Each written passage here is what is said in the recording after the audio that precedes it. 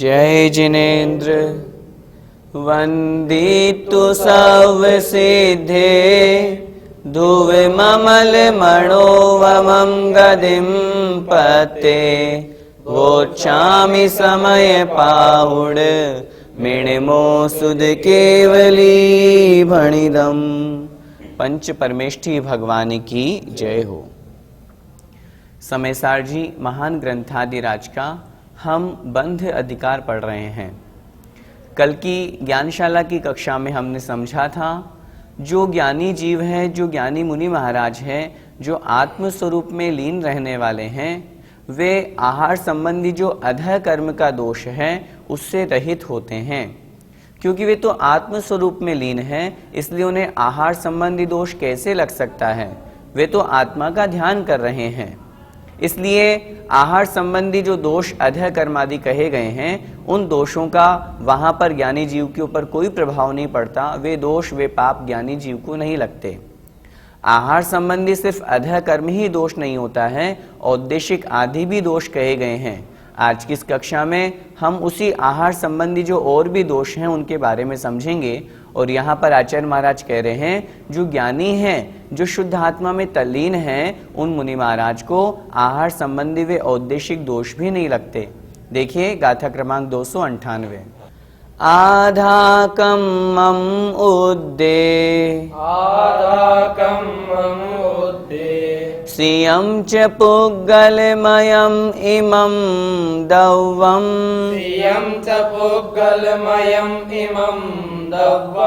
कहतं मम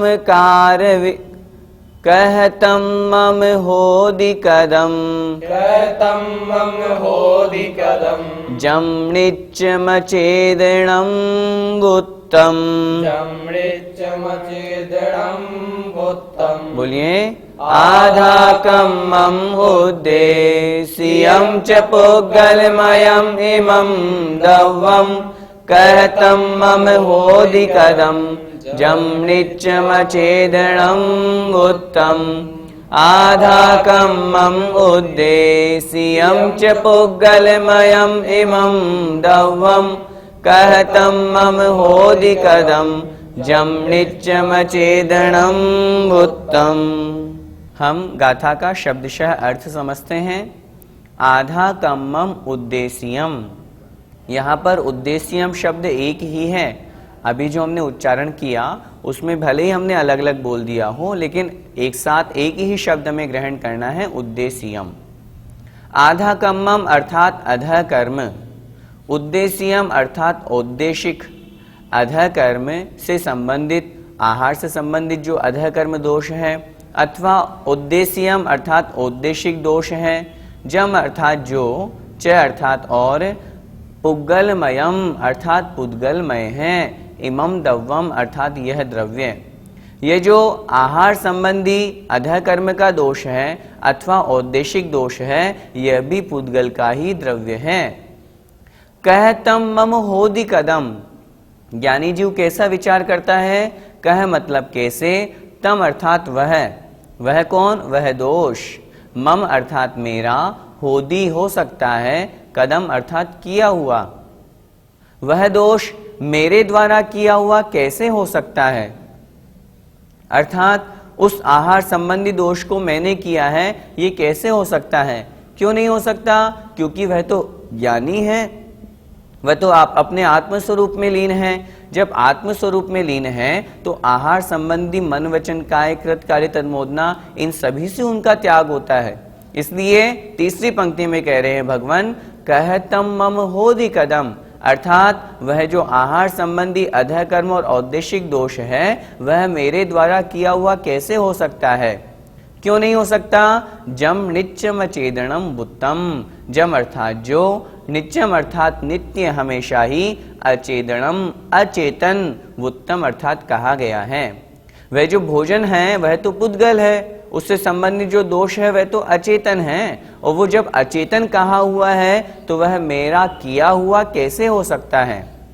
बहुत स्पष्ट सी बात आचार्य भगवान यहाँ कह रहे हैं, क्योंकि ज्ञानी जीव का स्वभाव है ज्ञान दर्शन में तल्लीन रहना, ज्ञान दर्शन रूप स्वभाव को प्राप्त होना।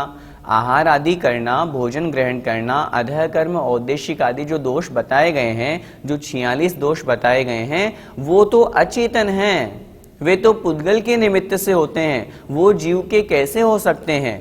यदि हम इनको जीव का मान लेंगे तो फिर तो ये जीव से कभी छूटेंगे ही नहीं, ये तो जीव का स्वभाव हो गए।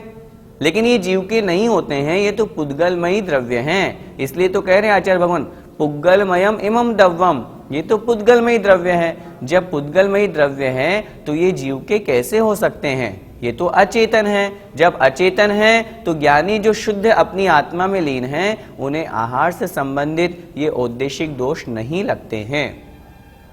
एक बार फिर से गाथा का अर्थ देखें। आधा कम्मम अर्थात अधः कर्म, उद्देश्यम अर्थात औद्देशिक, आदिक अर्थात आदि जो शब्द हैं, आदि जो दोष हैं, ये सब पुद्गलमयम इमम दव्वम, ये सब दोष पुद्गलमयी द्रव्य के हैं। कहतम मम होदि कदम, ज्ञानी जीव कैसा सोचता है, ये मेरे कैसे हो सकते हैं, मेरे द्वारा किए हुए कैसे हो सकते हैं। क्यों नहीं हो सकते? जम, जो ये दोष हैं, ये नित्यम अर्थात हमेशा, नित्य, अचेतनम उत्तम, अचेतन कहे गए हैं। ये तो अचेतन कहे गए हैं, तो फिर ये मेरे कैसे हो सकते हैं, अर्थात मेरे नहीं हो सकते। ज्ञानी जीव इस तरह का अपने आत्म स्वरूप में लीन होता है। इस कारण से मन वचन काय, कृत कार्य तन्मोदना, इन सब दोषों से वह रहित होता है। तत्संबंधी उस ज्ञानी जीव को कर्म का बंध नहीं होता, अपितु कर्मों की निर्जरा ही होती है। गाथा का भावार्थ देखें। यह अधः कर्म और औद्देशिक पुद्गलमयी द्रव्य है। यह मेरा किया हुआ किस प्रकार हो सकता है, जो सदा अचेतन कहा गया है, और आत्मा तो चेतन है। जब आत्मा चेतन है तो अचेतन आत्मा का चेतन कैसे हो सकता है, अर्थात दोनों अलग अलग है, दोनों भिन्न स्वभाव वाले हैं। इस तरह का ज्ञानी का चिंतन होता है। भैया जी, अधः कर्म का क्या तात्पर्य है? यह एक आहार संबंधी दोष है। स्वयं अपने द्वारा जो बनाया हुआ है, जो संपन्न किया हुआ भोजन है, आहार है, वह कहलाता है अधः कर्म दोष। जैसा कि अभी बताया, हमने पिछली गाथा में भी, पिछली कक्षा में भी समझा था, अधः कर्म यह भोजन संबंधी, आहार संबंधी दोष हैं। ज्ञानी जीव का यहाँ पर क्या चिंतन होता है, वो स्वयं तो भोजन बनाता नहीं है, वो किसी को भोजन बनाने के लिए कहता तो है नहीं है, वो तो अनुमोदना भी नहीं करता, वो तो अपने आत्म स्वरूप में लीन है, वह तो शुद्धोपयोग को प्राप्त है, स्वसंवेदन ज्ञान से युक्त है। उस अवस्था में उस ज्ञानी जीव के अधः कर्म से संबंधित दोष कैसे लगेगा, अर्थात नहीं लग सकता। यही बात आचार्य भगवान यहाँ पर कह रहे हैं। ज्ञानी जीव के तो किसी भी प्रकार का मन वचन काय कृत कारित अनुमोदना 9 कोटि से उन अधः कर्म के दोषों का त्याग होता है। भैया जी, औद्देशिक दोष किसे कहते हैं? औद्देशिक दोष का तात्पर्य है उद्देश्य के द्वारा जो दोष लगा। उद्देश्य मतलब किसी को उद्देश्य लेकर के जो, यदि हमने आहार बनाया है या अपने उद्देश्य से आहार बनवाया है, वह दोष कहलाता है औद्देशिक दोष। जैसा कि हम चर्चा कर रहे हैं, यह भी आहार संबंधी ही दोष हैं, भोजन संबंधी दोष हैं। जैसे अधः कर्म का दोष, वैसे औद्देशिक दोष। औद्देशिक दोष में यदि कोई मुनि महाराज अपना स्वयं के लिए कह करके भोजन बनवाते हैं कि नहीं मैं तो बना नहीं सकता, तुम मेरे लिए ये भोजन बनवाना, तो वह औद्देशिक दोष के अंतर्गत आएगा।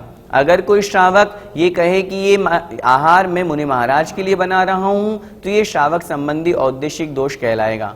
मुनि महाराज की अपेक्षा से देखें तो जो ज्ञानी जीव है, जो आत्म संवेदन कर रहा है, वह तो इस तरह का विकल्प भी नहीं करेगा। वह विकल्प भी नहीं करेगा तो वह क्यों किसी को कहेगा कि मेरे लिए तुम भोजन बनाना या ये भोजन बनाना। इसलिए आचार्य भगवान यहाँ कह रहे हैं कि जो मुनि महाराज हैं, वे इस औद्देशिक दोष से भी दूर होते हैं, यह दोष भी उन्हें नहीं लगता। भैया जी, वर्तमान में देखा तो जाता है कि मुनि राज को चौका लगाते हैं, तो क्या औद्देशिक दोष नहीं हुआ? औद्देशिक दोष 2 प्रकार से, एक श्रावक की अपेक्षा से, एक मुनि महाराज की अपेक्षा से। मुनि की अपेक्षा से औद्देशिक दोष कैसे होता है? यदि कोई मुनि कहे, पहली बात तो हम यहाँ पर यह समझें, यहाँ पर ज्ञानी जीव की चर्चा चल रही है। ज्ञानी से तात्पर्य है जो अपने आत्म स्वरूप में लीन है, वो तो इस तरह का दोष लगाते ही नहीं है। अब जो मुनि महाराज शुद्धोपयोग से च्युत हो गए और शुभोपयोग की अपेक्षा प्राप्त हो गए, शुभोपयोग में वो आहार कर रहे हैं, आहार ग्रहण कर रहे हैं, वहां पर भी वो औद्देशिक दोष नहीं लगाते। कैसे? हम इस बात को, हम शुभोपयोग की अपेक्षा अब हमें समझना है। कोई मुनि महाराज हैं, वो अपने लिए स्वयं कहेंगे नहीं कि मेरे लिए तुम ये आहार बनवाओ। अगर वो कहते हैं तो औद्देशिक दोष कहलाएगा। आपने प्रश्न किया, हम वर्तमान में जो चौके लगाते हैं वो तो मुनि के उद्देश्य से ही लगाते हैं, तो फिर तो वह औद्देशिक दोष लगाना। मैं आपसे निवेदन कर रहा हूं, औद्देशिक दो प्रकार का, मुनि की अपेक्षा से, श्रावक की अपेक्षा से। मुनि महाराज, कोई भी मुनि नहीं कहता है कि मेरे लिए तुम चौका लगाओ। हाँ, यदि कहते हैं तो दोष लगेगा मुनि को, लेकिन मुनि महाराज कहते नहीं हैं कि मेरे लिए तुम चौका लगाओ, मेरे लिए भोजन में ये बनाओ, मुझे ये पसंद है। अगर वो कहते हैं तो उन्हें औद्देशिक दोष लगेगा। दूसरी बात, आजकल कुछ सोनगढ़ियों की मान्यता है, वो ये कहते हैं कि चौके आदि लगाते हैं, ये सारा का सारा आहार तो मुनियों के लिए बनता है। जो मुनियों के लिए ही बनता है, साधुओं के लिए ही बनता है, तो फिर तो उन्हें ग्रहण करने में उन मुनि महाराज को भी औद्देशिक दोष लगेगा, श्रावकों को भी औद्देशिक दोष लगेगा। तो फिर तो वर्तमान में जो है वो सच्चे मुनि है ही नहीं है। अच्छी तरह से हमें इस बात को समझना है, औद्देशिक दोष मुनि की अपेक्षा। कैसे? अगर मुनि स्वयं कह रहा है कि मेरे लिए ये चौके में ये बनाओ, मेरे लिए चौका लगाओ, तो दोष लगेगा। श्रावक की अपेक्षा कैसे? यदि श्रावक ये कहे कि ये आहार में मुनि के लिए ही बना रहा हूं, तो वह श्रावक की अपेक्षा से औद्देशिक दोष कहलाएगा। बहुत बार ऐसी स्थिति होती है, अगर चौके में मुनि महाराज को ये पता चल जाता है कि ये वस्तु सिर्फ मेरे लिए बनी है, तो वे मुनि महाराज उस वस्तु को ग्रहण ही नहीं करते। क्यों? क्योंकि वो औद्देशिक दोष के त्यागी हैं।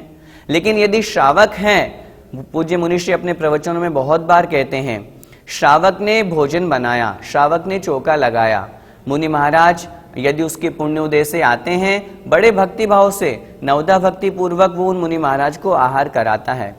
लेकिन यदि मुनि महाराज नहीं आते हैं, तो वह उस भोजन का क्या करता है? उस भोजन को स्वयं ग्रहण करता है कि नहीं करता? जब वो स्वयं ग्रहण करता है, तो फिर वह भोजन मुनि के लिए बनाया हुआ कैसे हो सकता है? हाँ, अगर वो स्वयं भोजन ग्रहण नहीं करें, वो तो ये संकल्प लेकर के भोजन बनाएं कि मैं तो मुनि के लिए ही भोजन बना रहा हूं, मैं तो साधुओं के लिए भोजन बना रहा हूं, यदि वो आएंगे तो खिलाऊंगा, नहीं आएंगे तो मैं फेंक दूंगा। उस भोजन को हम फेंकते हैं क्या? नहीं फेंकते। बड़े प्रेम भाव से, स्नेह भाव से और अच्छा अपना पुण्योदय मान करके कि देखो आज मुझे मुनि महाराज के निमित्त से शुद्ध भोजन करने का सुअवसर प्राप्त हुआ है, इस तरह का भाव रख करके उस शेष बचे हुए भोजन को हम स्वयं ग्रहण करते हैं। उस भोजन को जब हम स्वयं अपने लिए बनाए हैं, तो फिर वह औद्देशिक कैसे हो सकता है? अपने यहाँ तो श्रावक के कर्तव्य में लिखा है, मुनि को भोजन दे फेर निज करहि आहारे। हम आहार कब करेंगे? मुनि महाराज को आहार दे करके। तो मुनि महाराज को आहार देंगे तो क्या आहार नहीं बनाएंगे, भोजन नहीं बनाएंगे? अरे भाई, भोजन बनाना है तो वह मुनि के लिए बनाना है, हम ऐसा क्यों सोच रहे हैं? आचार्य श्री क्या कहते हैं, यदि हमें कभी चौका लगाना है, हम क्या करें? अपने घर से सामान लें, सामान लेकर के जहां मुनि महाराज हो वहां पर पहुंचें, वहां पहुंच करके संकल्प लें, मैं यहाँ 10 दिन रुकूंगा, 10 दिन में स्वयं शुद्ध भोजन करूंगा, अगर मेरा पुण्य उदय हुआ मैं मुनि महाराज का पड़गाहन करूंगा, आचार्य श्री मुनिश्री कोई आते हैं मैं उन्हें बड़े भक्ति भाव से, नवदा भक्ति से उन्हें आहार दूंगा, अगर नहीं आते हैं तो मैं खुद शुद्ध भोजन ग्रहण कर रहा हूं कि नहीं? अगर हम ऐसा मानेंगे कि मुनि के लिए ही भोजन बनाया हुआ है, तो यह औद्देशिक दोष है। हाँ, अगर कोई मुनि महाराज एक ही चौके में जाए, अगर कोई मुनि या आर्य का ये कहे कि मुझे तो वही जाना है, मुझे तो वही खाना है और अपने मनपसंद का भोजन बनवाते हैं, तो उनके मूल गुणों में दोष है, तो वे औद्देशिक दोष के भागी कहे जाएंगे। लेकिन जो सच्चे मुनि महाराज हैं, जो आगम के अनुसार चर्या कर रहे हैं, हम और आप श्रावक लोग मिलकर के उनके लिए चौका लगा रहे हैं, वे मुनि महाराज किसी भी अपेक्षा से औद्देशिक दोष के भागी नहीं हैं, आगमन के अनुसार चर्या करने वाले मुनि महाराज हैं। अरे एक दो मुनि महाराज यदि आगम के अनुसार नहीं है चर्या करने वाले, तो हम पूरे पंचम काल में मुनि ही नहीं होते हैं, ऐसा कैसे कह सकते हैं? हम चर्या तो देखें, जहां चर्या गड़बड़ हो हम तो खुद स्पष्ट कहते हैं, सच्चे गुरु अच्छी तरह से परख करके फिर हमें नमोस्तु करना चाहिए। जहां 28 मूल गुणों का पालन बहिरंग में नहीं दिख रहा, तो अंतरंग में कैसे होगा? हम उन्हें मुनि कैसे माने? 28 मूल गुण देख करके हम उन्हें नमोस्तु करेंगे। जहां 28 मूल गुणों का पालन नहीं हो रहा है वो मुनि कहलाने के योग्य नहीं है, मूलाचार्य जी में स्पष्ट लिखा हुआ है। तो इसलिए औद्देशिक दोष उन मुनि महाराज की अपेक्षा से भी नहीं लगता। हाँ, श्रावक में फिर एक स्थान पर गया, एक उदाहरण से हम समझें। वहां पर देखा एक स्थान पर बाहर की तरफ भोजन बन रहा, एक अंदर किचन में भी भोजन बन रहा। उनसे पूछा आप दो जगह भोजन क्यों बना रहे हो? उन्होंने उत्तर दिया ये जो बाहर बन रहा है ये तो मुनि महाराज के लिए बन रहा है चौके में। पूछा अंदर? अंदर हम लोगों के लिए बन रहा है, हम थोड़े ना ये वाला भोजन करेंगे जिसमें ना कोई नमक तेल मिर्ची न घी कुछ नहीं है। ये औद्देशिक दोष लगेगा श्रावक की अपेक्षा से। श्रावक ने उद्देश्य लेकर के, संकल्प लेकर के वो आहार मुनि महाराज के लिए बनाया है, इसलिए उन सज्जन को वहां दोष लगेगा। होना क्या चाहिए कर्तव्य? हम पूरा भोजन एक साथ बनाएं, मुनि महाराज आते हैं तो भोजन कराएं, आहार कराएं, अन्यथा हम स्वयं ग्रहण करें और करते भी हैं। अब आप स्वयं विचार करो, अगर कोई मुनि महाराज 10 दिन का उपवास किए हैं, 11वें दिन वो पारणा के लिए, आहार के लिए निकले हैं और हम सोचें कि हम तो जो खाते हैं वो खिलाएंगे, दाल बाटी आपने उनको खिला दी, तो क्या उनका पेट गड़बड़ नहीं होगा? क्या वो मुनि महाराज बीमार नहीं होंगे? यदि हम उनके स्वास्थ्य लाभ के लिए लौकी का पानी या फिर दाल का पानी पिलाते हैं या बनाते हैं तो क्या इसमें क्या दोष है? इसमें कोई भी दोष नहीं है, यह हमें अच्छी तरह से स्पष्ट समझना है। औद्देशिक दोषों का नाम ले ले करके बहुत से सोनगढ़ियों ने वर्तमान के मुनि महाराजों को बदनाम कर दिया कि वर्तमान में मुनि नहीं होते हैं। ऐसा नहीं है। अगर कोई मुनि महाराज कहीं से विहार कर रहे हैं, रास्ता है 200 किलोमीटर का, यदि रास्ते में कोई भी दिगंबर जैन का घर नहीं है तो क्या श्रावक चौका लेकर के नहीं चलेंगे? निश्चित रूप से चलेंगे। आपके हिसाब से तो फिर मुनि महाराज आहार ग्रहण नहीं करें, फिर तो समाधि ले लें। आप तो बैठे बैठे घर में सिद्धोपयोग की बातें करते हो और जो मुनि महाराज अपनी चर्या का आगम के अनुसार पालन कर रहे हैं आप उनके ऊपर दोष लगाते हो। ऐसे कैसे बात बनेगी? अगर वो विहार कर रहे हैं, श्रावक का कर्तव्य है कि वो चौका लेकर के साथ में चलें। उसने स्वयं संकल्प लिया है कि मैं स्वयं भोजन ग्रहण करूंगा। अगर मुनि महाराज आते हैं तो मैं उन्हें पड़गाहन करके उनको आहार दूंगा। मुनि महाराज के उद्देश्य से बनाया हुआ आहार यदि श्रावक बनाता है तो वह श्रावक का औद्देशिक दोष है, लेकिन कोई भी श्रावक एकमात्र मुनि के लिए भोजन नहीं बनाता। पूज्य मुनि श्री बहुत बार अपने प्रवचनों में कहते हैं, जो श्रावक ने भोजन बनाया, जो चौका लगाया, अगर मुनि महाराज नहीं आए तो क्या वह उस भोजन को फेंकता है कि मुनि महाराज नहीं आए, मैंने तो उनको उद्देश्य से बनाया था, अब मुझे भी ग्रहण नहीं करना, मैं तो फेंक देता हूँ इसको। लेकिन कोई भी श्रावक ऐसा नहीं करता, वो स्वयं उस भोजन को, उस आहार को बड़े आनंद के साथ में ग्रहण करता है। और चौके का भोजन तो वैसे ही बड़ा स्वादिष्ट होता है। हम जो कितने भी माल मलीदा खा लें, लेकिन जो नीरस भोजन में जो आनंद आता है, आचार्य श्री जो आहार करके गए उनके बाद में जो शेष बचा हुआ भोजन है उसको ग्रहण करने में जो आनंद है वो 3 लोक का कितना भी स्वादिष्ट भोजन मिल जाए तो भी नहीं मिल सकता। तो ऐसे उस भोजन को हम ग्रहण करते हैं, वहाँ औद्देशिक दोष नहीं आता है। अच्छी तरह से हम इस औद्देशिक दोष को समझें। जो ज्ञानी जीव शुद्धोपयोग में लीन हैं उनके तो किसी अपेक्षा से दोष है ही नहीं है, लेकिन जो शुभोपयोग को प्राप्त है ऐसे मुनि महाराज को भी अपने उद्देश्य से उन्होंने नहीं बनवाया है, कह करके उन्होंने नहीं बनवाया है, इसलिए उनको भी कोई दोष नहीं है। श्रावक ने भी मात्र स्वयं के लिए या मुनि महाराज को उद्देश्य लेकर के नहीं बनाया है, वो स्वयं के लिए भी वो स्वयं भी भक्षण करेगा, स्वयं भी खाएगा, मुनि महाराज आएंगे तो उनको भी कराएगा। इसलिए श्रावक की अपेक्षा से भी वहाँ पर कोई औद्देशिक दोष नहीं है। हाँ, अगर दोनों अपेक्षा से कोई उद्देश्य को लेकर के बनाया जाता है तो वहाँ औद्देशिक दोष मानने में हमें कोई आपत्ति नहीं है। इस गाथा का पद्यानुवाद पढ़ते हैं। औद्देशिकादि सब कर्म निरे निरे हैं, चैतन्य से रहित है, जड़ता धरे हैं। हूँ ज्ञानवान जब में मुझसे कराया, कैसा गया वह नहीं कुछ जान पाया। ये औद्देशिक जो दोष हैं ये उस जीव के द्वारा, ज्ञानी जीव के द्वारा स्वयं किए हुए नहीं हैं। अगली गाथा में भी वही बात आचार्य भगवान कह रहे हैं, स्वयं के द्वारा किए हुए नहीं हैं और मेरे द्वारा कराए हुए भी कैसे हो सकते हैं। वही बात आचार्य भगवान अगली गाथा में कह रहे हैं। देखें, आधाकं मम उद्दे आदाकं मम उद्धे श्रियं च पुग्गलमयम् इमं दव्वं श्रियं च पुग्गलमयम् इमं दव्वं कहतं मम कारविदं कहतं मम कार्यविदं जम्निच्चमचेदनं वुत्तम।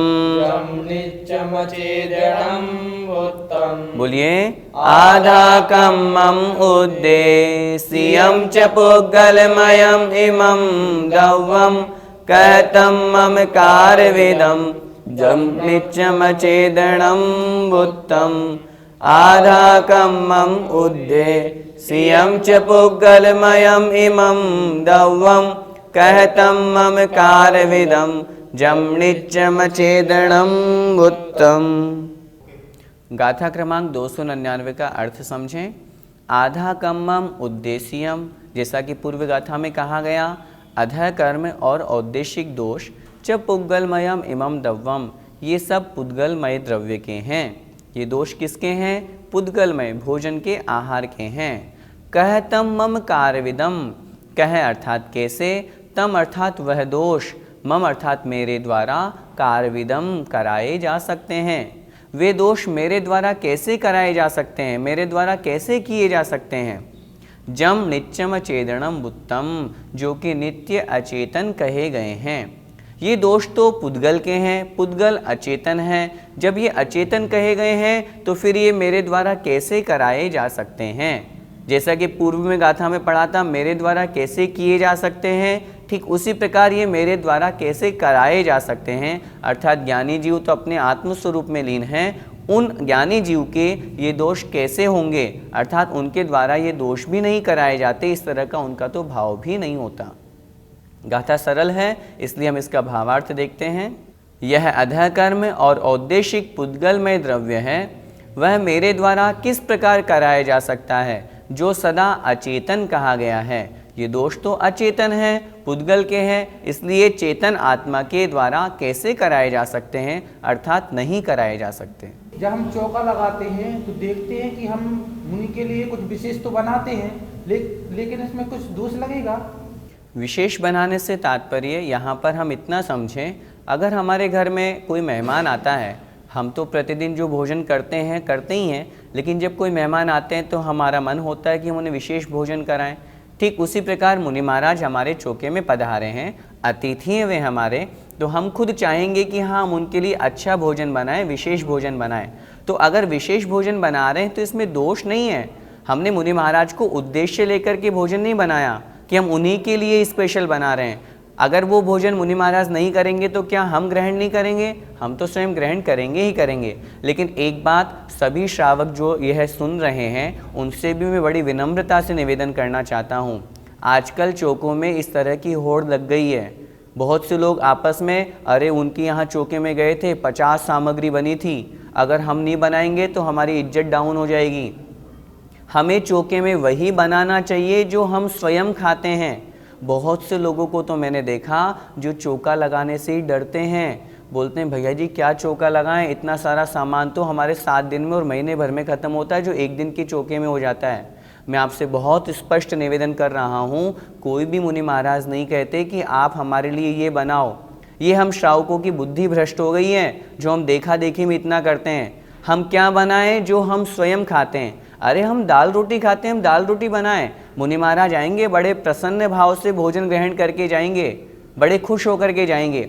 लेकिन उस चक्कर में हम होड़ा होड़ी में लग जाते हैं, वो हमें नहीं करना चाहिए। हम अपने जितना हमारा शक्ति है यथाशक्ति हम दान करें, उस अनुसार आहार बनाएं। उद्देश्य को लेकर के आहार नहीं बनाएं, अपने स्वयं की प्रसन्न भावों से आहार बनाएं और उन्हीं भावों से आहार दें, तभी हमारा आहार दान देना सार्थक है। बड़े प्रसन्न भाव के साथ में नवधा भक्ति से आहार हमें देना चाहिए। आज की जो हमने 2 गाथाएं पढ़ी उसमें अच्छी तरह से औद्देशिक दोष को समझना चाहिए। हमें अपने उद्देश्य से बनाया हुआ, मुनि के उद्देश्य से बनाया हुआ आहार में दोष मानना चाहिए। लेकिन जहाँ ये दोनों नहीं हैं, जहाँ श्रावक ने उन मुनि को उद्देश्य लेकर को नहीं बनाया और मुनि महाराज ने स्वयं अपने उद्देश्य से नहीं बनवाया, वहाँ ये दोष नहीं लगते हैं। हाँ, अगर कोई मुनि खड़ा होकर के अपना आहार बनवाता है, अगर किन्हीं को कहता है कि नहीं मेरे लिए ये आहार में होना चाहिए, खुद नहीं कहता, अगर अपने संग के ब्रह्मचारी ब्रह्मचारिणियों को भेज देते हैं कि मेरे लिए आहार में ये बनवाओ, तो वो भी दोष लगेगा। उस दोष को तो हम भी स्वीकार करते हैं, वे मुनि महाराज का आहार संबंधी दोष हैं, मुनियों को ऐसा नहीं करना चाहिए। आइए इस गाथा का पद्यानुवाद पढ़ते हैं। औदेशिकादि सब कर्म निरे निरे हैं, चैतन्य से रहित हैं, जड़ता धरे हैं। ज्ञानी विचार करते मुनिराज ऐसा, वो अन्य कर्म जड़ कर्म मदीय कैसा। जो शुद्धोपयोग में लीन है, विज्ञानी जीव तो यही विचार करते हैं, ये तो कर्म जड़ कर्म है, पुद्गल है, ये मेरा कैसे हो सकता है। इस तरह के शुद्धोपयोग की ज्ञानी जीव की परिणति होती है। जय जिनेन्द्र। इस कार्यक्रम के पुण्यार्जक हैं माणक चंद, कमला देवी, राकेश कुमार नीतू, ऋषभ, सौम्या एवं Ayushi Musharraf, B123 Sethi colony Jaipur, Premchand, Vijay Lakshmi Ajmera Jaipur, Ashok Rajlakshmi Pandya Jaipur, Sunil, Renu Kasliwal Nai Delhi. Shri Parasnath re-rolling mills limited, Durgapur 1, Vardhaman Paschim Bengal. Amita Jain, wife of Anil Kumar Jain, Sangeeta Jain, wife of Vipin Kumar Jain. Shri Satish Chandra Jain की पुण्यतिथि पर Shrimati Shobha Jain, doctor Piyush Jain, doctor Anjali Jain, doctor Shakti Jain, संयम जैन, कुमारी दिया जैन। श्री दिगंबर जैन महिला शास्त्र सभा, सूर्यनगर, गाजियाबाद।